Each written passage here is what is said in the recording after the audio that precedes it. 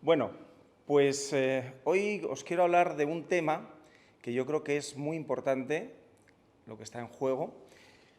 Este es el Parlamento Europeo, que así además de lejos puede tener incluso una impresión de un estadio de fútbol donde se va a jugar un partido que yo creo que es muy importante. Y es el futuro de la libertad de expresión y de la libertad de información. Y todo es a raíz de la propuesta de un nuevo reglamento de servicios digitales que hizo la Comisión Europea, que ya está en el Parlamento y que se tramitará pues, en los próximos, yo creo que 2 o 3 años. Con lo cual es muy importante que estemos atentos a los trámites, las iniciativas que hagan los grupos parlamentarios, porque se juega el futuro de la libertad de expresión, sobre todo en las redes sociales, de lo que salga al final de esta propuesta, la DSA, la Digital Services Act, que es la que se empieza a tramitar ahora. Vamos a ver 3 puntos que tienen que ver, primero, con la Carta de Derechos Fundamentales de la Unión Europea, que es del año 2000, luego con la Directiva de Comercio Electrónico, que también es del año 2000, y luego ya entraré en profundidad, bueno, en profundidad no porque es muy larga, pero con los elementos más importantes o más peligrosos de la propuesta de reglamento de servicios digitales que va a sustituir a la Directiva de Comercio Electrónico del año 2000. Con lo cual, más de 20 años después, la Directiva de Comercio Electrónico, que ha estado vigente durante estos 20 años, pues se va a modificar, van a cambiar las reglas de juego de Internet, ¿no? Se va a dividir en 2 reglamentos, el de servicios digitales y el de mercados digitales.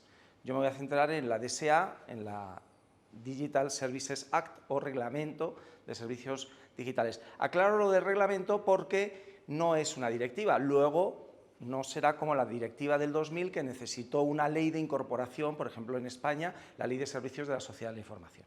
Este es un reglamento que será como el Reglamento General de Protección de Datos, que se aplica directamente a todos los Estados miembros. Bueno, pues en la Carta de Derechos Fundamentales de la Unión Europea está, como no podía ser de otra forma, el artículo 11, que es la libertad de expresión e información, donde claramente pues, se reconoce la libertad de opinión, por un lado, dentro de la libertad de expresión, y luego la libertad de información. ¿Cuál es la diferencia entre la libertad de opinión y de información? Que las opiniones son subjetivas, pero las informaciones son sobre hechos objetivos. Por eso también en la Constitución española se habla de la veracidad de las informaciones, no de la veracidad de las opiniones, porque las opiniones, cada uno tiene la suya y es su verdad, pero los hechos y las informaciones sí deben ser verdaderos o por lo menos veraces, que no es exactamente lo mismo, sino que tiene que buscarse la verdad y contrastar fuentes, aunque a lo mejor al final pues, resulta que era inexacta o falsa una noticia, ¿no? En la Directiva de Comercio Electrónico hay un artículo muy importante, que es el artículo 14, que es el que ya en el año 2000 fijó la responsabilidad de las redes sociales y de los servicios de intermediación en Internet, por ejemplo, también los de almacenamiento en la nube de datos, pues fija la responsabilidad de los prestadores de esos servicios sobre los contenidos que almacenan, ¿no? Y se hizo un principio que era el de exoneración de responsabilidad de las redes sociales por los contenidos que subimos, que compartimos los usuarios o destinatarios de esos servicios, ¿no? Y vale lo mismo tanto para los servicios de almacenamiento de contenidos en la nube, como por ejemplo WordPress, que aloja páginas web, o Blogger, que aloja blogs, como también cuando fueron surgiendo las nuevas redes sociales, porque redes sociales existían desde finales de los años 90, pero las nuevas redes sociales tipo Facebook, Twitter, etcétera, donde se almacenan contenidos, los que se comparten, y de hecho, no sé si os acordaréis, pero cuando apareció Twitter, se le llamaba la red de microblogging. ¿Por qué? Porque conocíamos los blogs, entonces cada cuenta de Twitter es como una especie de blog personal. No Twitter entero es una plataforma. Es cada cuenta de Twitter lo que es una especie de blog, por lo tanto, los medios somos los usuarios, los que al compartir noticias o contenidos, pues tenemos nuestra propia línea editorial. En teoría, Twitter o Facebook no tienen línea editorial. Son plataformas que deberían ser neutrales. Bueno, pues en la Ley de Comercio Electrónico, en el artículo 14, decía que estaban exonerados de cualquier responsabilidad por los contenidos de los usuarios porque no eran un medio de comunicación, no tenían línea editorial. No es como un periódico, una radio, una televisión que tienen línea editorial y son responsables de todos los contenidos que se publican. Entonces ese fue un principio muy importante y lo único que se les puso, o se les impuso, es la obligación de retirar o bloquear aquellos contenidos que fueran ilícitos cuando tuvieran conocimiento efectivo de su ilicitud, ¿no? Pero no eran policías, no tenían por qué estar patrullando la red social para ver si descubrían los contenidos ilegales. Pero si alguien denunciaba un contenido y era claramente ilegal, y aunque lo de claramente ilegal no lo dice la directiva, lo digo yo. ¿Por qué? Porque el contenido tiene que ser claramente ilegal porque en caso de duda, siempre que está a favor de los derechos fundamentales. No puede haber una interpretación restrictiva de derechos fundamentales. Con lo cual, casos de pornografía infantil, pues es un contenido claramente ilegal, delictivo. Pues si alguien les dice, oye, que hay en esta cuenta contenido pedófilo, pues lo tienen que borrar. Apología al terrorismo, todo lo que sea claramente ilegal, es decir, delictivo, tenían que borrarlo en cuanto tuvieran conocimiento de su existencia. Si no lo borraban, incurrían en responsabilidad. Y ese es el régimen que ha estado vigente 20 años y es el que ahora se pretende revisar, ¿no? Bueno, pues, ¿qué ocurre? Que en la DSA lo que hacemos es, por un lado, en el artículo 5, reproducir casi palabra por palabra el artículo 14 de la Directiva de Comercio Electrónico. Con lo cual te quedas muy tranquilo y dices, no, pues oye, donde decía que no son responsables por los contenidos, sigue diciendo lo mismo. Lo único que cambia es que en la Directiva de Comercio Electrónico hablaba más de datos e información y ahora ya habla más de contenidos, ¿no? Pero es prácticamente palabra por palabra lo mismo que dice en la propuesta de reglamento de servicios digitales, que es lo que decía la Directiva de Comercio Electrónico. ¿Qué ocurre? Que cuando vamos al artículo 2 de definiciones, empiezan a hablar de que no solo hay que suprimir los contenidos ilícitos, tanto los ilícitos penales como los ilícitos civiles, sino que empieza a hablar de moderación de contenidos y dice actividades realizadas por los prestadores de servicios destinadas a detectar, identificar y actuar contra contenidos ilícitos, hasta ahí bien, y dice, o información incompatible con sus condiciones de uso. Y han abierto ahí un agujero negro, porque quiere decir, oiga, me está diciendo que aunque sean contenidos legales, si una red social dice en sus términos y condiciones de uso que no se pueden publicar determinados contenidos, pueden censurarlos. Puede restringir mi libertad de expresión, que es un derecho fundamental garantizado por la Carta Europea de Derechos Fundamentales, por nuestras constituciones de todos los Estados miembros, y entonces unos términos y condiciones de uso, unas normas de una comunidad están por encima, ya no de las leyes españolas, europeas, sino de las constituciones y de las declaraciones de derechos. Y es donde está el peligro, en el eufemismo de la moderación de contenidos. ¿Por qué? Porque eso es la censura.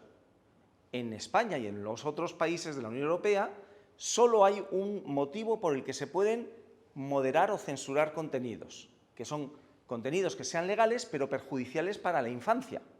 Y entonces se pueden censurar en el sentido de que se pueden filtrar. Tienen la obligación de filtrar y de que no sea un acceso fácil a esos contenidos por los menores de edad.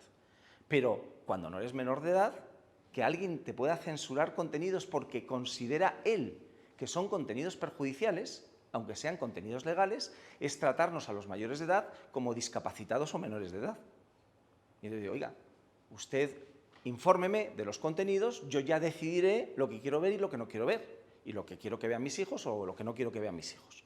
Pero estamos dándole muchas vueltas y estamos, con una situación muy peligrosa porque están de acuerdo, se están poniendo de acuerdo ahora mismo las redes sociales y los gobiernos, porque hay mucho interés por parte de los gobiernos también en controlar las redes sociales.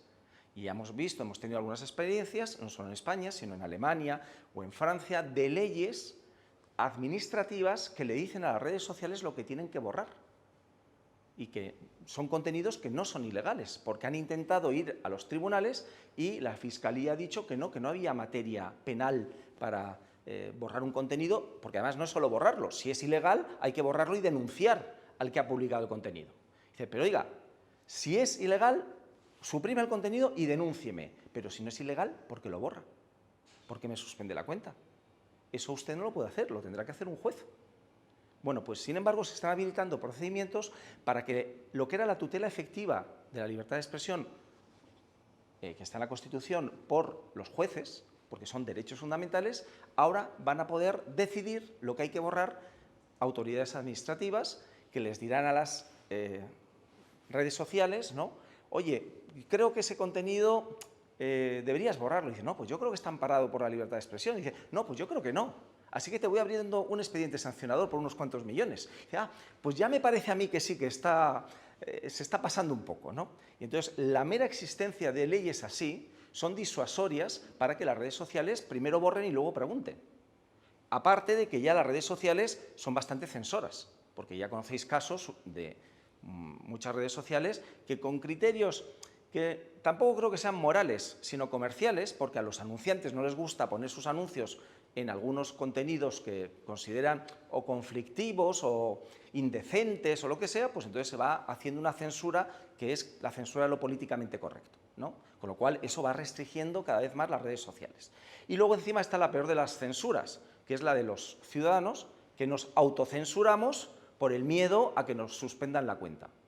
Entonces estamos en una dinámica en que ha costado muchos siglos llegar a consagrar los derechos fundamentales y la libertad de expresión, para que ahora todo el mundo está muy preocupado de los límites de la libertad de expresión y muy poca gente de defender la libertad de expresión, ¿no?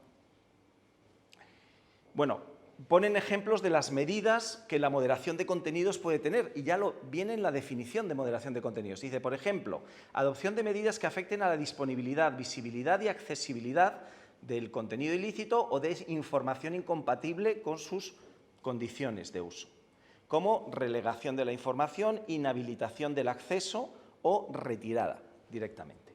Y luego también medidas que afecten a la capacidad de los usuarios de proporcionar dicha información que sea incompatible con las condiciones de uso, y como la eliminación o la suspensión de la cuenta de un usuario. Bueno, pues se está autorizando directamente en la definición de moderación de contenidos, que, insisto, es el eufemismo de la censura. Estamos legalizando la censura en Europa. Lo único que se le impone a los prestadores de servicios es un deber de información.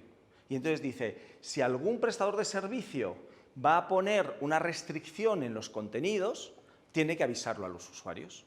Y entonces estamos en eso de, no, como yo he dicho claramente que no se puede publicar determinado contenido, entonces esto es un contrato entre los usuarios y la red social. Y entonces usted tiene que cumplir el contrato, y si no lo cumple, entonces le suspendo la cuenta, le retiro el contenido, lo que sea. Lo que ocurre que los contratos de las redes sociales son contratos de adhesión, como los de las cláusulas bancarias, ¿no? Donde tú no puedes negociar, solo puedes decir, como siempre digo que son como el dicho de las lentejas, si quieres las comes y si no las dejas. Eso de he leído y acepto los términos y condiciones de uso es la mayor mentira de Internet, porque nadie se lo lee, y incluso si lo leyeran, nadie lo entendería, y si lo entendiese, nadie podría negociar, ¿no?, con el propietario de la red social, oye, esta cláusula no me gusta. Entonces, dentro de los contratos de adhesión puede haber cláusulas abusivas, porque sean ilegales, porque invadan o restrinjan derechos fundamentales, etc. ¿Qué ocurre? Que hay que seguir un procedimiento como ocurre con las cláusulas bancarias abusivas, que tienes que impugnarlo en los tribunales hasta que llega al Tribunal Supremo, lo declara nulo, etc. Y eso un ciudadano solo pues no lo va a hacer, ¿no? En Francia ya ha habido algún caso que se ha declarado abusiva alguna cláusula de los términos y condiciones de uso de las redes sociales. Yo he detectado varias, no solo en temas de libertad de expresión, sino, por ejemplo, en temas de protección de datos o de propiedad intelectual. Pero hasta que alguien no las impugne y un juez no las anule, pues siguen vigentes, ¿no? Pero no es una excusa decir, usted ha aceptado al dar al botón las condiciones de uso de la red social. Y dice, oiga, es que no me queda otro remedio. Y entonces, pero eso no quiere decir que dé por buenas todas las cláusulas, porque si hay cláusulas abusivas son anulables, ¿no? Y no deberían estar ahí, y alguien tendría que anularlo. Bueno, pues solo tienen el deber de informar. Pero nos vamos a otro artículo, os voy a saltar la mayoría, pero solo identificar los más peligrosos. El artículo 26 habla para las plataformas de gran tamaño, que son pues las redes sociales más cuyo uso está más extendido, pues unas obligaciones específicas y especiales, ¿no? Y el artículo 26 habla de la evaluación de riesgos sistémicos en el uso de las redes sociales. Y el artículo 26 dice que las plataformas en línea de gran tamaño identificarán, analizarán y evaluarán cualquier riesgo sistémico significativo. Y ponen 3 casos. El primero, con el que estoy de acuerdo, es el uso de la plataforma para difundir contenidos ilícitos. Y eso está con el artículo 5 y como la Directiva de Comercio Electrónico, todos estamos de acuerdo en que hay que perseguir los contenidos ilícitos en cuanto se tienen conocimiento de ellos. Hasta ahí no ha cambiado nada en 20 años. Pero el segundo, que también yo creo que es por dar una de cal y una de arena, se refiere a que hay que hacer un análisis de riesgos sistémicos del uso de las redes sociales que vaya en contra de los derechos fundamentales de la Carta de la Unión Europea, ¿no? Y entonces todos estamos de acuerdo, porque ahí dicen expresamente el respeto a la vida privada y familiar, la libertad de expresión, la prohibición de discriminación, los derechos de los menores de edad, etc. Entonces, pues a mí me parece muy bien que las redes sociales hagan todos los años una evaluación de los riesgos que tiene el uso de su plataforma para los derechos fundamentales y especialmente para la libertad de expresión. Porque yo creo que hay muchos ataques a la libertad de expresión. O sea, hay ataques que se hacen en el abuso de la libertad de expresión, pero hay muchos ataques que se hacen contra que alguien se está pronunciando y le linchan o le intentan censurar, etc. Con lo cual también tienen que hacer ese análisis. Pero el peor viene luego, que es cuando dice, tiene que evaluar los riesgos sistemáticos o sistémicos que tengan que ver con la manipulación intencional de su servicio, de la red social, dice, tanto mediante el uso no auténtico, es decir, con cuentas falsas, como la explotación automatizada del servicio, es decir, bots, ¿no? Redes de bots, y dice, con un efecto negativo, real o previsible sobre la protección de la salud pública, los menores o el discurso cívico, y efectos reales o previsibles relacionados con los procesos electorales y la seguridad pública. Lo han dejado para el final, pero esto empezó, que fue las fake news, como las campañas de desinformación que desde granjas rusas de fake news lanzaban contra procesos electorales en Europa para desestabilizar las democracias occidentales, ¿no? Bien, y por ahí empezó, y no hace mucho. Pero esto de la lucha contra las fake news y contra el discurso del odio, porque normalmente van asociadas las dos cosas, ha ido ampliándose. Y entonces, aparte de cuestiones de seguridad nacional, ¿no? Y de cuestiones de procesos electorales, pues ahora se amplía a cuestiones de salud, que esto tiene que ver con los bulos que ha habido sobre la pandemia, también el tema de menores, y hay un nuevo concepto que a mí es el que me deja perplejo, que son el uso que se puede hacer de las redes sociales contra el discurso cívico.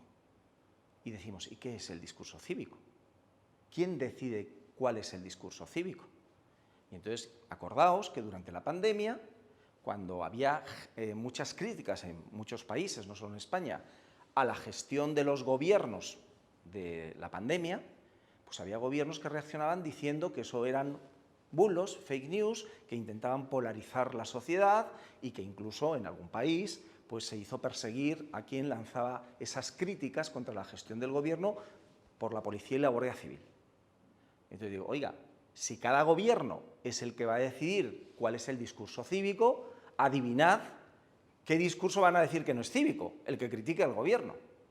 Con lo cual estamos dando un arma muy peligrosa a los gobiernos, porque si no son los jueces los que deciden qué es discurso del odio, qué es desinformación, qué son delitos, sino que va a ser un gobierno, pues el gobierno irá adaptando el concepto de discurso cívico a lo que él cree que debe ser el discurso, ¿no? Que no haya polarización, que no haya enfrentamiento, y entonces irán desapareciendo todos los pensamientos disidentes. Y ya no me refiero políticamente, incluso imaginad con el tema de la pandemia. Una cosa es la información oficial que hay de la pandemia, pero es que en alguna encuesta del CIS se dijo que si nos parecía bien que desapareciese toda la información que no fuera oficial. Digo, oiga, pero si es que incluso la propia oficial va cambiando y unas veces dicen unas cosas y otras la contraria. O hay científicos que no están de acuerdo, ¿no? Y como en cualquier área de conocimiento, pues hay escuelas y unos piensan de una forma y otras piensan de otra. Con lo cual, eliminar toda aquella información que no sea la oficial, porque dicen que producen la polarización de la sociedad, es un tema muy peligroso, ¿no? Con lo cual,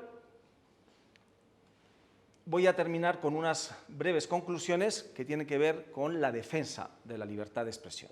Porque, insisto, ni siquiera en el Código Penal hay un delito contra la libertad de expresión. Si hay delitos de coacciones, ¿no?, y amenazas cuando te impiden ejercer un derecho fundamental en general, pero tiene que ser con violencia. En las redes sociales pues no hay, por lo menos, violencia física, ¿no? Pero tenemos incluso que pensar que si hay multas a las redes sociales que se van a prever, y además multas importantes, para cuando no borren contenidos que sean ilícitos, debería haber también multas para cuando borren contenidos que son lícitos. Porque dice, oiga, ¿y usted por qué me borra eso? Ah, no, porque a mí me parece que es perjudicial. Dice, ¿y a mí qué me importa a usted lo que le parece? Dígame si es legal o es ilegal. Y entonces, para mí, la primera conclusión es que lo mejor que tiene y que hace Europa en toda su historia desde el derecho romano es la regulación, y es el principio de legalidad. Si nos apartamos del principio de legalidad, vamos al puro subjetivismo, ¿no?, o el relativismo, bien de un gobierno, bien de una red social. Entonces, lo que haya que borrar o inhabilitar el acceso, que esté en la ley. Y luego incluso ya tendremos problemas para interpretar la ley y ver y aplicar la ley, y tendremos que buscar a los jueces para que nos digan cuál es la aplicación correcta de lo que dice la ley. Pero si nos apartamos del principio de legalidad interpretada por los jueces, entonces cada uno puede hacer de su capa un sayo y decir en sus condiciones y términos de uso lo que le dé la gana y restringir el contenido de los derechos fundamentales. El único límite al derecho fundamental de la libertad de expresión, por tanto, es la ley. Lo dicen en la Carta de Derechos Fundamentales de la Unión Europea, en nuestra Constitución, y, por tanto, lo que es tanto la libertad de opinión subjetiva como la libertad de información objetiva no puede tener más límites que lo que digan las leyes, porque así está en las declaraciones de derechos fundamentales y en nuestras constituciones. Por tanto, el contenido, los límites y las garantías del ejercicio del derecho fundamental a la libertad de expresión solo puede venir determinado por la ley, no por normas internas de una empresa privada. Es el Parlamento Europeo y los parlamentos nacionales los únicos que pueden decir cuál es el contenido, los límites y las garantías de la libertad de expresión, y no unas normas de una empresa privada que nosotros no hemos elegido al CEO, ni hay un parlamento democrático del que emanen esas normas, ¿no?, sino son fijadas arbitrariamente por el dueño de cada empresa. Por tanto, la moderación de contenidos, que es un eufemismo, no es más que la censura. Y los únicos contenidos que se pueden censurar o moderar son los contenidos que sean legales, pero perjudiciales para los menores de edad. Lo que no se puede es tratar a mayores de edad como si fuéramos niños, a los que nos tienen que censurar contenidos porque consideran que son perjudiciales para nosotros, ¿no?, o como si fuéramos discapacitados. Y por último, y como yo creo que es el gran mensaje que está pasando desapercibido, estamos en un momento muy importante porque hemos tardado muchos siglos, no muchos años, muchos siglos en conseguir un Estado moderno y democrático de derecho, ¿no?, después del absolutismo, etc. Y sin embargo, nos encontramos ahora que hay un pulso al Estado de Derecho y a las normas que emanan del Parlamento por unos señores feudales que ahora son digitales y que imponen sus normas por encima de las normas emanadas de un Parlamento democrático, tan importante como el Parlamento Europeo. Entonces, en ese pulso que se va a librar, porque hay muchos miles de millones en lobby para que salgan los intereses de las grandes corporaciones. Lo peor es que puede haber un acuerdo entre grandes corporaciones multinacionales y gobiernos a los que les interesa controlar las redes sociales. Con lo cual, la única salvación que tenemos en el trámite parlamentario en el Parlamento Europeo de la DSA, del Reglamento de Servicios Digitales, es que los ciudadanos participemos activamente. Entonces, ha habido casos, en España también, de normas que se habían puesto de acuerdo todos los partidos políticos y que, sin embargo, unos cuantos ciudadanos nos pusimos de acuerdo para interponer un recurso de inconstitucionalidad y ganamos en temas de protección de datos y que se permitía a los partidos políticos hacer un perfilado ideológico de todos los usuarios de las redes sociales para luego mandarles publicidad en campaña electoral. Y eso está expresamente prohibido en el Reglamento de Protección de Datos europeo. Bueno, pues lo impugnamos y lo habían aprobado por unanimidad todos los partidos políticos. Bueno, pues aquí tiene que pasar algo parecido, porque hay muchos gobiernos, ya hay una ley alemana donde pueden decirle a las redes sociales lo que tienen que borrar. Lo intentaron en Francia y se declaró inconstitucional. Y aquí en España ya ha habido una proposición no de ley instando al Gobierno a que dicte una ley supuestamente para prevenir y perseguir el discurso del odio. Claro, con un problema. ¿Quién determina qué es discurso del odio? El Gobierno. No los jueces, porque los jueces ya determinan lo que es delito de odio, pero se inventan nuevos conceptos como el discurso del odio o el incidente de odio, que la clave está en quién determina cuándo hay un incidente de odio. Porque si llega delito, que lo denuncien y que lo juzgue un juez. Pero si no llega delito, ¿quién lo va a determinar? ¿Un funcionario de una consejería de una comunidad autónoma, de un ministerio? Entonces, entramos en una dinámica muy peligrosa para la libertad de expresión y con esto termino. Creo que los próximos 2 o 3 años en que se van a tramitar tanto la DSA como la DMA, la Digital Markets Act, se van a jugar o se van a imponer las nuevas reglas de Internet para los próximos, no sé si 20 años, como han transcurrido desde la Directiva de Comercio Electrónico, pero por lo menos 10 años sí, porque además tardaremos 2 o 3 años en que se aprueben. Con lo cual, estar muy atentos todos, porque nos va también, no sé si la vida, pero sí la libertad de expresión en ello. Y podemos acordarnos, a lo mejor dentro de unos cuantos años, de haber perdido un foro de libertad para expresar nuestras opiniones. Donde hay gente que dice, sí, pero es que hay muchos odiadores, muchos haters, muchos trolls. Dice, bueno, a mí dame herramientas que ya me encargaré yo de bloquear, silenciar o seguir a quien quiera. Pero, y si es algo ilegal, pues efectivamente se denuncia y se retira. Pero no simplemente porque sea molesto, incómodo, porque quiero terminar con una frase que dijo Noam Chomsky, decía, solo cree en la libertad de expresión el que cree en la libertad de expresión de aquellos a los que detesta. Porque el que solo cree en su libertad de expresión y de aquellos que piensan como él, pues realmente no cree en la libertad de expresión. Y lo dejo aquí. No sé de tiempo. ¿Alguna pregunta? Bueno, en primer lugar, muchas gracias por la intervención, que me ha gustado mucho y creo que resume muy bien las controversias que vamos a tener en la próxima década. Yo sé que hay argumentos para decirlos, seguro además tú los encuentras, y he leído algunos, pero me gustaría encontrar argumentos más convincentes para alguien que te dice, bueno, sí, es verdad que la libertad de expresión puede estar en juego, pero al final estamos hablando de foros de empresas privadas que en realidad a las que no tienes por qué recurrir realmente. No es una obligación ir a Facebook, ni a Twitter, ni comunicarse ni en modo alguno, y al final una empresa privada podría poner sus normas de establecimiento como un bar tiene el derecho de echar a quien está ahí, ¿no? Entonces, ¿qué argumentos hay, dando por hecho que es una universal más o menos ese foro, para exigir normas de libertad de expresión ahí? Pues muy bien, muy buena pregunta, y siempre sale, cada vez que tengo este debate, y yo debato mucho en las redes sociales sobre estos temas, lo primero que te dicen es, no, pero es que es una empresa privada y puede poner las normas que quiera. Dice, vamos a ver, porque yo soy una empresa privada en España y no le puedo decir a mis trabajadores, oye, que este mes no te pago. ¿Por qué? Pueden poner normas internas, pero que no vayan contra leyes, ¿no? Y menos contra derechos fundamentales.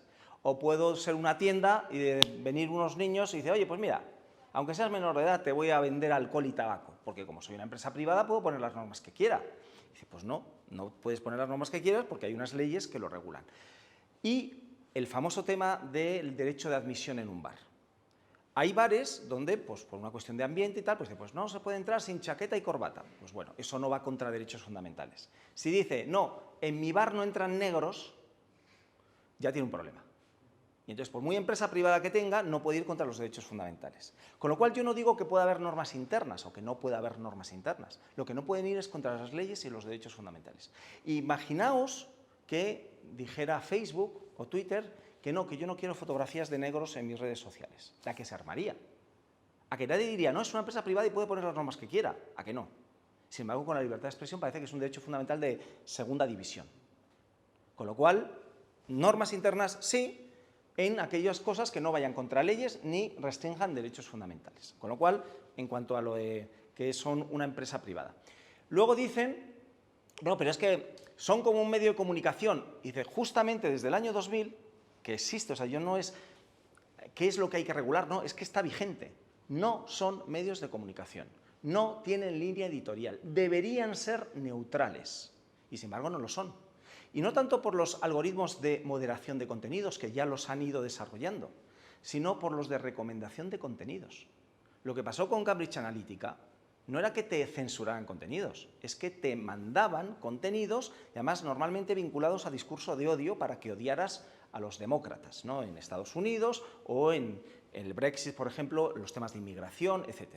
Con lo cual, hay que vigilar tanto los algoritmos de moderación de contenidos como los algoritmos de recomendación de contenidos, que son los que hacen las cámaras de eco, ¿no? Y donde las burbujas informativas, ¿no? Y aparte de que sean una empresa privada y que no son un medio de comunicación, había otro argumento que siempre suelen decir, sí, que no es obligatorio estar en Facebook o en Twitter y que te puedes ir. Digo, eso suena bien, pero no es verdad. Es decir, se han convertido en un estándar y además por el uso generalizado, mis amigos o mi familia están en Facebook o están en Twitter, sobre todo el uso profesional que yo hago de Twitter, yo tengo 24.000 seguidores en Twitter. Si a mí me suspenden la cuenta de Twitter por un tuit que he puesto, ¿me limitan o no me limitan mi libertad de expresión? ¿Me puedo yo ir a otra red social como Twitter, donde no tengo 24.000 seguidores? Entonces dice, oiga, es verdad que ahí son empresas privadas, pero se han convertido en espacios públicos gestionados por una empresa privada, donde además todos los políticos, todos los partidos tienen cuenta en Twitter. Si le suspende una cuenta en Twitter a un partido político, no están privando no solo al partido político, sino a los seguidores que quieren saber lo que dice ese partido político de su derecho a la información. Entonces, por ejemplo, lo que ocurrió con Trump fue gravísimo. Y no porque nos caiga gordo Trump, y ya está, que le fastidien, no nos importa. ¿Y si se lo hubieran hecho a Biden? ¿Y si el de Twitter fuera amigo de Trump y dice, mira, te voy a silenciar a Biden durante toda la campaña? ¿Nos hubiera parecido bien? Entonces, lo que no podemos es aplicar el derecho según nos caiga bien o mal las personas. Y entonces, que hayan suspendido la cuenta del todavía presidente de los Estados Unidos, cuando los tweets que censuraron, los 3 tweets que censuraron, eran 3 tonterías y había dicho barbaridades mucho mayores durante todo el mandato y durante toda la campaña, pero no se atrevieron a censurarlo entonces. Solo cuando estuvieron seguros de que no iba a ser reelegido, le censuraron primero 3 tweets y luego la cuenta.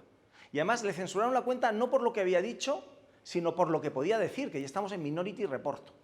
No, uy, tú tienes una pinta que vas a decir cosas muy malas, ya te voy censurando desde ahora. Y que no haya pasado nada, bueno, pues en Europa por lo menos, tanto Angela Merkel como el comisario de Mercado Interior dijeron que eso no podía ser, que era el Parlamento el que debía decir cuándo se podía suspender una norma y que eran los tribunales los que debían decidir si lo que había hecho alguien era delictivo como para suspenderlo o para tomar una medida cautelar. Si había tal riesgo de que se produjera unos altercados, desórdenes públicos, un golpe de Estado, pues tenían que haber ido al juez y el juez decir, pues sí, suspenda esta cuenta cautelarmente. Pero manda más el CEO de Twitter que un juez. ¿En qué mundo estamos? Por eso os digo que para mí lo más importante y lo más peligroso es el pulso de grandes corporaciones al Estado de Derecho. O en España, ¿os acordáis que en la campaña electoral catalana se suspendió la cuenta de Vox? Por un tuit en el que decía, podemos estar completamente de desacuerdo con lo que decía ese tuit, pero que era lo mismo que decía en radio, prensa y televisión. Pero Twitter decidió que en Twitter no lo podía decir. Digo, oiga, ¿no tendrá que decidirlo la Junta Electoral Central? Que para eso está. ¿Por qué no ha ido a la Junta Electoral Central y ha denunciado ese tuit? ¿Por qué usted manda más que la Junta Electoral Central en España? Eso es a mí lo que me preocupa. Si la Junta Electoral Central hubiera dicho, sí, efectivamente, esto está fuera del juego democrático en un proceso electoral, pues que lo borren en Twitter y en los periódicos y en la radio y la televisión, porque decían lo mismo en todos los sitios. Pero si no lo dice la Junta Electoral Central, ahora resulta que tenemos cosas que yo en la carrera no estudié, en las fuentes del derecho, que las normas internas y las decisiones de una red social están por encima no solo de las leyes, sino de las constituciones y las declaraciones de derechos humanos. Y eso es lo que no puede ser y a lo que me niego, ¿no? O sea, no a que se censuren cosas, sino ¿quién puede censurar? Pues lo único que puede censurar es un juez. ¿Basándose en qué? En leyes emanadas de parlamentos democráticos. No un CEO de una multinacional basándose en las leyes, en las normas que él mismo ha decidido imponernos, ¿no? Y tenéis ejemplos de muchas cosas que se censuran en otras redes sociales, por ejemplo en Instagram, tanto con los pezones femeninos que no los pezones masculinos, o cualquier contenido que, incluso obras de arte, que ha determinado la red social que no quiere ese tipo de contenidos. Dice, oiga, usted está limitando nuestro no solo derecho a expresar nuestra opinión, sino también a informarnos y a tener acceso a determinados contenidos. Y vamos a tener una visión del mundo que sea la que usted ha decidido. Y es lo que no puede ser. No sé si te he convencido. ¿Alguna pregunta más? Bueno, muchas gracias en primer lugar, Borja. Yo primero preguntarte si crees que hay más polarización ahora que antes y si crees que sí, en qué medida crees que es responsabilidad de estas redes sociales. Pues muy buena pregunta y sí creo que hay más polarización. ¿Y por qué? Por lo que os decía, la recomendación de contenidos. El odio vende, pero no en las redes sociales, en los medios de comunicación, en la televisión. Se ha producido una salvificación de la programación de televisión, donde incluso en el cine, si vais a ver una película donde hay una familia, es la historia de una familia muy feliz y que no pasa nada, digo, pues vaya rollo de película. La gente quiere dramas, quiere conflicto, el conflicto vende. Y vende en la tele, en los programas de debate donde se chillan y se insultan y tal, y además por contrato a la gente cuando hacen el casting contratan a los que más insultan y a los que más gritan, no a la gente más razonable y moderada, porque entonces sería un rollo y no tendría audiencia. Y os digo ya en otros formatos, ¿no? Esto no lo grabes. La isla de las tentaciones. Pues ponen a los que van a pecar, los que si fuera una isla de tentaciones con parejas que no tienen ningún conflicto, pues seguro que sería un rollo. Bueno, pues como el conflicto vende, y esto la gente lo sabe en publicidad, en cine, en programas de televisión, en los medios, mirad las portadas, y sobre todo en la época del clickbait, ¿cuáles son los titulares? Todos negativos, todos escandalosos, todos, incluso gente de redes sociales que tiene 200 seguidores, dice un niñato descerebrado una tontería y lo coge una televisión y lo amplifica. Hubiera llegado a 200 seguidores y ahora llega a 2 millones de personas. ¿Por qué? O un periódico. ¿Por qué? Porque lo que necesitan son clics o audiencia. ¿Y qué es lo que da audiencia? Pues yo siempre digo que, ¿os acordáis cuando estábamos en el colegio y en el recreo dos empezaban a pelearse y todos pelea, pelea y formaban un círculo alrededor para ver cómo se mataban entre ellos? Pues la naturaleza humana es así. ¿Qué hacen las redes sociales? Aprovecharse de la naturaleza humana, de lo peor de la naturaleza humana. Entonces, en el documental del Social Dilemma, pues dicen, oiga, es que es malísimos Facebook. Y dice, bueno, ¿son malísimos? No, lo que es malísima es la naturaleza humana.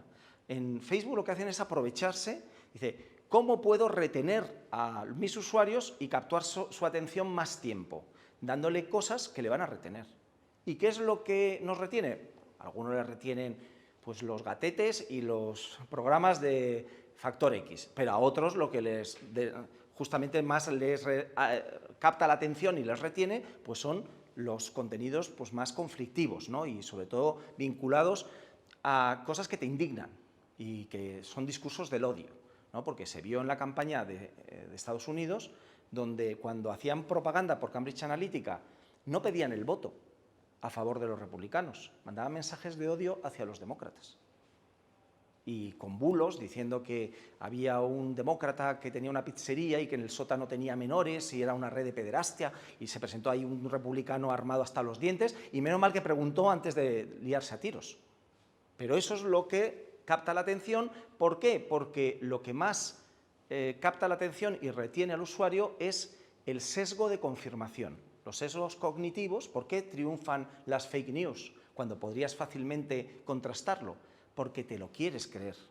Hay un chiste que yo uso mucho que dice, papá, pero ¿no te das cuenta que es una fake news? Dice, ¿cómo va a ser falso si dice exactamente lo que yo pienso? Con lo cual, cada uno va seleccionando, todos lo hacemos, cada uno va seleccionando de las noticias, de los discursos, aquello que confirma lo que yo pienso, ¿no? Y por eso existe la polarización, porque una vez que dedican mucho tiempo y mucho dinero a psicólogos, neurólogos, a saber cómo funciona el cerebro humano, pues dice, oye, por prueba y error, lo que más retiene a la gente, para que vea más anuncios, porque al final su negocio es la publicidad, pues son contenidos que o bien le confirman en sus ideas, o bien le confirman sus ideas de odio hacia otros, o cosas que odian. Y entonces eso es lo que acaba polarizando la sociedad. Pero, insisto, la única forma de luchar contra la polarización es leer varios periódicos, hablar y debatir con mucha gente de distintas ideologías, etc. ¿Qué ocurre? Que ahora se están polarizando incluso las redes sociales. Como Twitter ha empezado a echar de Twitter no solo a Trump, sino a todos los de la derecha alternativa, pues se han querido ir a Parler.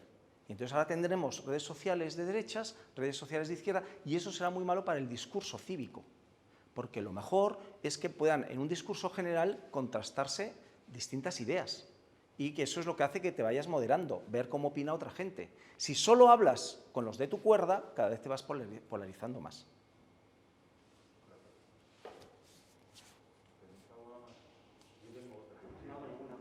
A ver. Pues mi pregunta va, más bien pregunta barra reflexión, y también es dónde poner los límites, sobre todo porque cuando hablamos, por ejemplo, de un delito de odio, etcétera, pues muchas veces también, tanto en el lenguaje escrito, pues se utiliza la ironía, hay veces que se utiliza la exageración, y a lo mejor lo que puede parecer una amenaza de muerte no tiene que ser necesariamente una amenaza de muerte, y creo que hay una complejidad extra que es también cuando hablamos del uso de imágenes. Primero porque son mucho más difícil a la hora de moderarlas y analizarlas, porque no es lo mismo procesar lenguaje, que a nivel tecnológico es más sencillo, sino que las imágenes, aunque la inteligencia artificial, sabemos en Instagram que los pezones los detecta al minuto y te lo censura, pero ¿cómo ves la manera de poner esos límites a lo que son delitos, esta parte más subjetiva? Pues como se ha hecho desde el derecho romano con la jurisprudencia, es decir, hay un delito de odio que está en el artículo 510 del Código Penal, que para que sea delito de odio tiene que cumplirse todos los requisitos del artículo 510. Entonces, hay mucha gente que cualquier cosa que digas, eso es un delito de odio, dice, pues no, o sea, decir tonto a alguien no es un delito de odio. Un delito de odio es incitar públicamente a la violencia, discriminación u hostilidad a un colectivo que es vulnerable. Y que empezó pues, el delito de odio por el antisemitismo, con la condena del antisemitismo, o el ensalzamiento del nazismo o la negación del holocausto. Empezó por ahí, luego se fue extendiendo a otros colectivos, ¿no? Por razón de sexo, de raza, de nacionalidad, de orientación sexual, etc. Bien, pero, por ejemplo, dice, no, es un delito de odio contra la policía. Pues que yo sepa, la policía no es un grupo vulnerable y no está dentro de los criterios del artículo 510. O como también hubo un delito de odio contra los toreros, pues no, los toreros no son un colectivo vulnerable, ¿no? Con lo cual, no todo lo que la gente dice que es delito de odio es delito de odio. Y además, yo voy más allá, es que odiar no es delito. Odiar no es delito, porque si no estaríamos todos en la cárcel. Tendríamos un problema de instituciones penitenciarias, sobre todo los días de partido, porque habría redadas y entonces a todos los hinchas, que las cosas que dicen de los otros, del otro equipo, de los otros hinchas, del árbitro y de la madre del árbitro, pues entonces sería delito de odio todo. Entonces tenemos que distinguir, porque ahora hay mucho ofendidito, que digas lo que digas se ofende y dice, eso es delito de odio. Que no, esa es mi opinión, te puede gustar o no, pero la libertad de expresión está para decir cosas que pueden molestar. No con la intención de molestar, sino cosas que tú crees y que pueden molestar a otros. Y no pasa nada. El problema es cuando tú incitas a la violencia contra alguien. Eso es distinto.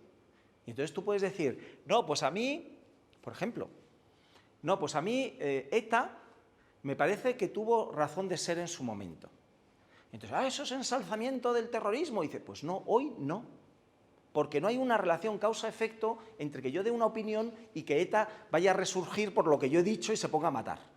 Y eso es lo que los jueces dicen, que tiene que haber una relación causa-efecto y un riesgo cierto de que se puede producir esa violencia o discriminación de ese colectivo, ¿no? Entonces, por eso ahora se está viendo si se vuelven a regular los delitos de enaltecimiento del terrorismo o contra los sentimientos religiosos, etc. Bueno, pero al mismo tiempo me hace gracia, porque los mismos que dicen que hay que descriminalizar las ofensas contra el rey, los delitos de apología del terrorismo y tal, dicen que hay que criminalizar los delitos de ensalzamiento del franquismo.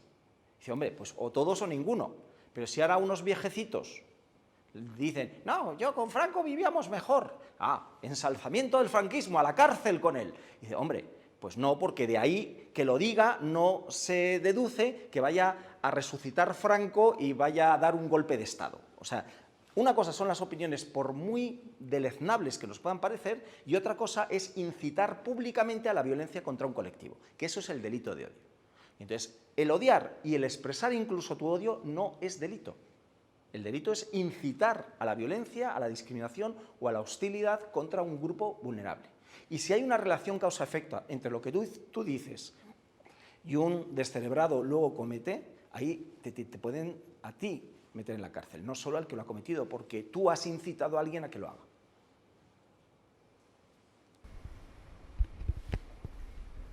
Yo quiero hacer la última. Vale, bueno, sí, nos estaba pensando ahora que no sé si me gustaría que profundicemos un poco más en el tema de la autocensura, porque de todo lo que hemos hablado, que es todo muy inquietante, ese tema, ¿no? Creo que al final estamos peor que hace 20 años, un poco el porqué y sobre todo un poco hacia dónde vamos, cuál es la medicina, ¿no? Quizá para que esto no siga en adelante y cómo, como sociedad, cómo hacerlo, porque al final es algo que hacemos nosotros mismos, no es ya ni instituciones, ni leyes, ni nada, es cómo como sociedad podemos parar esto, porque creo que realmente es lo más peligroso.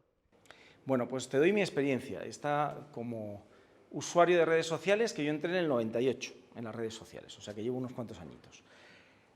Siempre digo que la única forma de defender la libertad de expresión es ejerciéndola. Y que hay mucha gente que ya no opina para no meterse en líos y va ganando terreno los malos. Porque yo mismo, en Twitter, en temas muy delicados, digo, ¿para qué me voy a meter en ese charco? Ahora vienen a lincharme pues la horda de haters y de trolls y no sé qué. Entonces yo digo, bueno, si no lo hago yo, van ganando ellos, ocupan el espacio. Y entonces, sin perder las formas, que esa es muy importante, o sea, lo peor que tiene el virus del odio es que es más contagioso que el coronavirus. ¿Por qué? Porque te acabas convirtiendo tú en un hater. O sea, cuando vienen haters a meterse contigo, tú acabas contestándoles en el mismo lenguaje que usan ellos. Y entonces lo que no hay que hacer es perder las formas nunca. Entonces a mí me han venido pues, gente a intentar linchar por algo que he dicho. Yo me lo tomo con deportividad, además a mí esto me divierte, un rato, tampoco tal, pero el toreo de salón en las redes sociales, y si lo haces con ironía, encima se enfadan más, ¿no? Porque lo que quieren es que saltes, como yo le decía a mis hijos, ¿no? Cuando les acosaban en el colegio y tal, y les chinchaban, para no decir acoso, pues dice, lo que quieren es que saltes, no saltes. Entonces verán, se aburrirán y buscarán a otro, porque lo que le gusta es provocar para que tú saltes. Entonces, primero, mucha paciencia, mucha tranquilidad, buenos alimentos, sentido del humor y ejercer la libertad de expresión. Porque como no ejerzamos la libertad de expresión, al final lo peor es que vamos aceptando que sí, que está bien no hablar de determinados temas. Entonces van ganando. O sea, esto hay que verlo como una batalla de buenos y malos, y van comiendo el terreno los que son partidarios de la censura. Y lo peor es que tú hablas con mucha gente y todos llevamos dentro un censor. Obviamente de las opiniones de los demás, no de las nuestras. Lo que pasa es que no nos damos cuenta de que si le damos el poder a las redes sociales y les incitamos, porque ahora hay mucha gente incitando a las redes sociales a que censuren a los que no piensan como ellos. Lo que no se dan cuenta es que una vez que tienen ese poder, lo ejercerán contra ellos algún día. Y entonces ya será tarde, ¿no? Porque todo el mundo piensa que el discurso del odio es del otro, el mío no. Y al que hay que censurar es a los otros, a mí no. Y sin embargo, cada vez que hay una expresión de odio por un usuario, tenéis que ver las respuestas. Son el odio elevado a la enésima potencia. Con lo cual tendrían que cerrarle la cuenta al primero y a todos los que contestaron, ¿no? Diciendo, hay que ver el discurso del odio, y le dicen amenazas de muerte, de cualquier cosa. Con lo cual es muy contagioso. Mis consejos es no contagiarte, no perder las formas y ejercer la libertad de expresión. Porque si no, tú te acabas autocensurando, y además todos aquellos que dicen, no, es que no merece la pena estar en las redes sociales, le estamos cediendo el espacio público, porque ahora es el espacio público, y entonces sí que se va polarizando la sociedad porque cada vez hay menos voces moderadas. Los que se quedan son los matones de los bandos, y de los bandos más extremos. Entonces, yo creo que la mayoría de la gente, lo que se dice la mayoría silenciosa, somos moderados. Y en nuestras familias, entre nuestros amigos, tenemos gente de todas las ideologías y les queremos y no pasa nada. Y a veces nos enfadamos, pero luego después de enfadarnos dice, no vamos a discutir por esto. Y se acabó. Bueno, pues eso es lo que hay que intentar que se generalice. Si vamos cediendo, pues al final quedan los que quieren matarse. Y primero lo hacen verbalmente y acabarán haciéndolo físicamente. Bueno, una última pregunta, a lo mejor aprovechando que estás aquí. A mí me gustaría saber si podemos exigirle a las plataformas que hagan públicos los algoritmos de moderación y de recomendación, si está en la futura regulación y de qué manera eso puede solucionar algunos de los problemas. En algunos de los artículos que no he citado, porque es muy larga la DSA, justamente van por las medidas de supervisión de algoritmos, tanto de recomendación como de moderación, como de publicidad, ¿no? Y bueno, lo que pasa que lo hagan público para los mortales en general nos da lo mismo. Tiene que haber autoridades y agencias especializadas que vean la transparencia, ¿no?, de esos algoritmos. Y yo creo que sí, son medidas que hay que hacer. También es verdad que no le puedes obligar a una empresa, no digo una red social, sino, por ejemplo, a un banco, a una aseguradora, a que abra públicamente su algoritmo. Porque, por ejemplo, es el secreto mejor guardado de TikTok. Ya intentó Estados Unidos, que cuando quiso cerrar TikTok en Estados Unidos, dice, bueno, le dejamos estar a cambio de que la absorba una empresa norteamericana y usted tiene que abrir el algoritmo. Y dijeron que no, que eso era como la fórmula de la Coca-Cola, ¿no? Entonces, que hay cosas que sí, sobre todo que además tampoco necesitas ver el algoritmo, el código fuente, sino ver los resultados del algoritmo, ¿no? Y entonces hacer pruebas de, oye, a ver qué noticias o qué publicidad me recomiendan a mí, o qué moderación de contenidos, etcétera. Entonces, insisto, en esto hay que ser muy práctico. Tú no puedes intentar regular y prevenir todo. Tú puedes decir cómo se tienen que hacer las cosas bien. Y el que no los haga, si tú tienes resultados, porque hay una queja, una denuncia de alguien de que no se está haciendo conforme lo que dice la ley, que caiga todo el peso de la ley. Y puede haber multas ahora que pueden llegar al 5% de la facturación global de la red social. O sea que, igual que en el Reglamento General de Protección de Datos, es hasta el 4%, cosa que antes se iban de rositas. Se decía, no, écheme un galgo, yo estoy en Palo Alto, venga aquí a denunciarme. Bueno, pues el reglamento consiguió, de protección de datos, que tuvieran aquí una delegación, que se sometieran a la legislación europea y a las autoridades de control europeas. Y por eso vienen estos reglamentos, porque siguen el camino del Reglamento General de Protección de Datos. Y lo que se quiere es que tengan aquí todos, no una oficina comercial como ahora, sino una delegación y que respondan por las actuaciones en el mercado europeo. Porque al final dices, oiga, si usted quiere prestar servicios digitales en el mercado europeo, que nadie quiere perderse el mercado europeo, usted se tiene que someter a las leyes europeas. Y si no, no presta servicios aquí. Dice, no, pero eso es... ¿Quién va a cerrar Facebook o Twitter en España tal, o en Europa? Diciendo, los Estados Unidos han estado a punto de cerrar TikTok y no les ha temblado el pulso.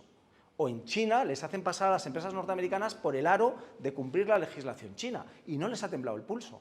No sé por qué los europeos vamos a ser más débiles y decir, no, no, lo que usted quiera, no, por Dios, ¿cómo le vamos a molestar? Dice, ¿usted quiere prestar servicios en Europa? Somos un mercado muy interesante de muchos millones, con además dinero, pues usted tendrá que adaptarse a la legislación europea. Yo tengo una última pregunta. Venga, que nos vamos animando. Sí, la última. Como habías comentado, desde las instituciones europeas, aparte de fomentar, de impulsar la nueva directiva o la nueva regulación de las redes sociales, se plantea también la idea de incluir o de proyectar también e influir e invertir en educación y en pedagogía para con los jóvenes y también los no tan jóvenes, porque creo que en materia de redes sociales y de derechos tan fundamentales como la libertad de expresión, porque parece que quizás a veces nos sueltan en el mundo y aparecen nuevas herramientas que nos llegan por completo, que además se van desarrollando y evolucionando, y que quizás a veces se nos escapan de las manos porque no tenemos la educación o no nos la han intentado potenciar desde quizás pues, la escuela o posteriormente una educación más avanzada. Bueno, esto es la regulación. Igual que en protección de datos, pues está la regulación. Y luego, efectivamente, hay medidas de promoción, de formación, etcétera. ¿Que hay ayudas? Sí. Ahora, por ejemplo, pues dentro de los fondos europeos de la recuperación y resiliencia, pues hay una millonada para cuestiones de formación a todos los niveles. en habilidades digitales, y habilidades digitales también son las redes sociales. Nos hemos centrado aquí en las redes sociales, pero por ejemplo en la parte de la DMA, del reglamento de mercados digitales, pues está todo el tema de las plataformas, Amazon, etcétera, ¿no? De comercio electrónico, donde también hay que formarse y saber, por ejemplo, pues unas nociones básicas para no caer en las estafas, que ahora con el confinamiento ha aumentado mucho el comercio electrónico, también las estafas y los fraudes por Internet, ¿no? Entonces, de hecho, ayer escribía un artículo sobre el último informe de cibercriminalidad, donde el 88% de los ciberdelitos son estafas, y son de los delitos conocidos. Luego hay una cifra negra todavía mucho mayor de estafas que no se llegan a denunciar, ¿no? Bueno, pues todo eso, claro que hay que formar. Yo tengo también, ayer estaba también grabando para madres y padres preocupados por la formación de sus hijos, y a mí me hacía gracia porque, primero, están preocupados por la formación de sus hijos, pero dicen de sus hijos las mismas cosas que hacen ellos, con lo cual los niños hacen lo que ven en sus padres, sobre todo la adicción, y cuando no sueltan el móvil sus padres y están en la mesa ahí contestando WhatsApps o lo que sea, ¿no? O me decían una madre que no, que es que mi hijo está enganchado a los videojuegos y tal, y dice, bueno, ¿y el Candy Crush cuántas juegan aquí? Entonces todos levantaban la mano. ¿Y cuántas horas dedicáis al Candy Crush? ¿No? Porque hay muchas madres enganchadas al Candy Crush. Bueno, dice, pues tenemos que mirarnos un poco, y luego sobre todo hay una respuesta que siempre dice, no, esto se soluciona con la educación en valores. Entonces se quedan todos muy tranquilos. La educación en valores. ¿Y qué es la educación en valores? Pues para empezar, los del Código Penal, que tu hijo no sea un delincuente. O sea, los valores son los del ordenamiento. Los derechos fundamentales, por supuesto, pero como somos muy naif en los derechos fundamentales, lo que hay que darles la vuelta. Lo contrario de los derechos fundamentales son los delitos. Y entonces todos los padres están muy preocupados de que su hijo no sea víctima de bullying. Pero nadie piensa que a lo mejor es su hijo el que está haciendo bullying. ¿Le ha educado a su hijo en que no debe hacer acoso a sus compañeros de clase? ¿O que no debe piratear contenidos que están sujetos a propiedad intelectual? ¿O que no debe exigir de sus compañeras fotos desnudas? Con 9 años, que ya ha habido casos. Bueno, pues esa es la educación, pero no es en tecnología, es en valores. ¿Y cuáles son los valores? Para empezar, los del ordenamiento jurídico, los derechos fundamentales y los del Código Penal. Y luego a partir de ahí, pues hay otros, pero vamos, siempre digo que se habla mucho de los derechos, de los menores, pero no se habla del principal deber, que es obedecer a sus padres. Y sobre todo, además, cuando los padres tienen que ser conscientes de que lo que hagan sus hijos fuera de Internet y en Internet son los responsables civiles por los daños que pueda causar.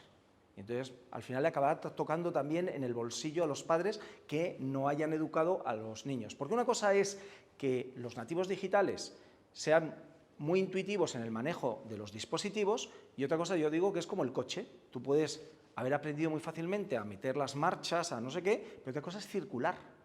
Y sobre todo, ¿por qué barrios te metes? Y eso, aunque no sepan de tecnología, los padres les pueden enseñar mucho mejor pues las cosas que no se pueden hacer circulando por Internet y en las que no debe meterse uno, ¿no? Y lo otro de manejar cuáles son los botoncitos para hacer no sé qué, eso lo aprenden solos, ¿no? Pero como cualquier generación, pues la de mi generación, aprendimos solos cómo poníamos el vídeo y mis padres no sabían y yo les ponía el vídeo, ¿no? Bueno, pues la de mis hijos pues han aprendido solos a usar cualquier dispositivo, no me han tenido que enseñar a mí porque yo fui de los primeros colonos de Internet, pero es cosa que les fastidiaba, siempre me decían que mala suerte han tenido tener un padre que sepa de Internet, porque los padres de sus amigos no sabían de Internet y podían hacer lo que les da la gana. Pero tienes que también implicarte en lo que hacen ellos y conocerlo, y no puedes decir, no, están con Internet, y como antes se ponían los niños con los dibujos animados, ¿no? que hicieran de niñera. Dice, pues no, pues que igual que te preocupas con quién van y dónde van cuando salen a la calle, pues te tienes que preocupar con quién hablan y dónde se meten cuando están en Internet. Y eso cuanto antes mejor, porque hay padres que quieren hacer niños burbuja y no darle el móvil. Alguno me dice, no, hasta los 16 años. Digo, pues tú estás loco. O sea, si ya se lo regalan por la primera comunión, y a los que no hacen la primera comunión, ¿no? A los 9, a los 10 años. Con lo cual, cuanto antes le acompañes, como le acompañaste cuando aprendió a montar en bici, primero con rueditas y contigo al lado, y luego ya pues le puedes soltar. Pues es lo mismo que hay que hacer, pero insisto, es una cuestión más de valores que de tecnología. Nada. A ver, tenemos aquí una. No vamos a hacer censura. A ver, yo creo que esta pregunta se va un poco, bueno, me voy un poco por los cerros de Úbeda, pero bueno, ya que estás aquí me voy a lanzar. O sea, mi pregunta es cómo se encaja el caso, por ejemplo, de Pablo Hasél o del rapero Valtonyc en todo esto de la libertad de expresión que has mencionado y de los delitos de odio. Es un tema que en particular me interesa mucho y he leído opiniones de todo tipo y no tengo una posición muy firme, la verdad, y me gustaría saber qué opinas tú. Pues mira, te digo 2 opiniones por el precio de una. La primera es que como el Código Penal está vigente, los jueces tienen que aplicar el Código Penal. Otra cosa es el debate que ha habido a si los delitos que cometió Pablo Hasél u otros deberían estar en el Código Penal o no. Y mi particular opinión es que yo estoy en contra de los delitos de opinión. La opinión no tenía por qué ser delito. O sea, no se delinque con expresar la opinión y además crítica con la corona, con el gobierno o con lo que sea, ¿no? Porque además, al ser instituciones públicas, tienen, digamos, derecho al honor, pero no es lo mismo que un particular. O sea, si yo te dijera a ti las cosas que dijo Pablo Hasél del rey emérito, tú estarías muy enfadada y seguramente te querellarías contra mí. Pero decirlo de una institución forma parte de la crítica política y de la participación política. Yo, por esos delitos, nunca hubiera metido a nadie en la cárcel y es lo que ha dicho además ahora el Tribunal Europeo de Derechos Humanos, que hay que interpretarlo de la forma más laxa y solo en los casos muy graves donde puede haber incluso una incitación a cometer un magnicidio. Entonces ya no es solo una opinión, ¿no? Pero al mismo tiempo Pablo Hasél tenía otros delitos y además no era la primera vez que cometía la primera vez se libró porque le condenaron, pero era una pena menor de 2 años y no se ejecutó y le dijeron, bueno, vete pero no lo vuelvas a hacer. Y lo quiso hacer para demostrar que él era más chulo que nadie. Bueno, pues entonces la segunda vez con el código vigente ya no podía librarse de la cárcel, tenía que ingresar porque tenía un antecedente. ¿Hay que modificar el Código Penal? Sí, pero mientras tanto los jueces, si no aplican el Código Penal vigente, pues estarían prevaricando, con lo cual pues es simplemente la consecuencia de la ley que tenemos. ¿Que se puede modificar la ley? Pues sí, y yo creo que es necesario modificarlo, pero para todos. O sea, lo que no se puede hacer es que venga un gobierno que descriminalice los delitos que le interesa y que criminalice otros, porque luego vendrá el siguiente y hará lo contrario. Entonces, yo defiendo la libertad de expresión de todos, incluso de los que no piensan como yo y que hay una frase que se atribuye a Voltaire, pero no es de Voltaire, sino de la biógrafa de Voltaire, que decía que defenderé con mi vida, o sea, yo no pienso como tú, pero defenderé con mi vida tu derecho a expresar tu opinión. Que luego hay una versión que me gusta más a mí, que es, no estoy de acuerdo con lo que dices, pero daré media vida para que lo puedas decir y la otra media para combatirlo, que me parece más acertado, porque hay que combatir opiniones peligrosas, pero al mismo tiempo hay que dejar expresarlas, porque si tú le tapas la boca a la gente que dice barbaridades, les conviertes en mártires. Y además parece que no tienes argumentos, por eso le tapas la boca. Entonces, como yo creo en la palabra y en los argumentos, a mí que me venga cualquiera con las mayores barbaridades, que ya tengo mi libertad de expresión para decirle que eso son barbaridades por esto y por esto. Y entonces tenemos que confiar en nuestra libertad de expresión para criticar las barbaridades que digan otros, pero no simplemente a la primera de cambio intentar meterles en la cárcel o censurarles la cuenta. Hay que debatir y que triunfen las buenas ideas, no las malas ideas.